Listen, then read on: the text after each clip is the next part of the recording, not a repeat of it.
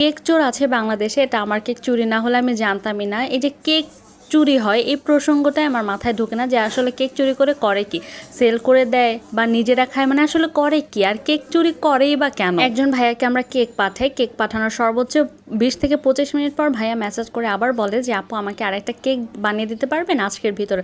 তখন আমরা বলি যে ভাই আপনাকে তো 20 মিনিট আগে কেক পাঠিয়েছি, আপনার কেকটা কি নষ্ট হয়ে গিয়েছে বা আপনারা খেয়ে ফেলেছেন, কি হয়েছে? তখন ভাইয়া হাসতে হাসতে বলে যে আপু নষ্ট হয়নি বা খেয়ে ফেলিনি, আমার কেকটা আসলে চুরি হয়ে গিয়েছে, আমার কেকটা কোথাও পাচ্ছি না। আমি বাইকের উপর আমার কেকটা রেখে একটু বাসায় এসেছিলাম, সর্বোচ্চ 2 মিনিটের মতো আমি চাবি নিয়ে যেয়ে দেখে আমার কেক নেই। তো প্রথমে ভাবে যে হয়তো আমার ভুল, আমি বাসায় কেকটা নিয়ে গিয়েছি, তখন যেয়ে দেখি না আমি বাসায় তো কেক নেইনি। তো ভালো করে মনে করার পর বুঝলাম যে না আমি বাইকের উপর রেখেই তারপর গিয়েছিলাম।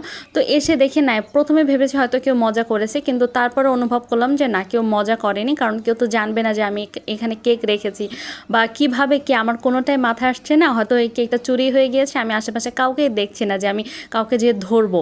তো আপনি আবার আরেকটা কেক বানিয়ে দেন, কষ্ট হলেও একটু আর্জেন্ট করে আমি পেমেন্ট বাড়িয়ে দেবো, তাও আমাকে আরেকটা কেক বানিয়ে দেন, কারণ এটা আমি আসলে গিফট হিসেবে নিয়ে যেতে চাচ্ছিলাম, তাই কষ্ট করে আরেকটা কেক বানিয়ে দেন। আমার কথা হচ্ছে 50-100 টাকা পিস করে কিন্তু এখন কেক কিনতে পাওয়া যায়, 50-100 টাকা মোটামুটি সকলের কাছেই থাকে এখনকার যুগে।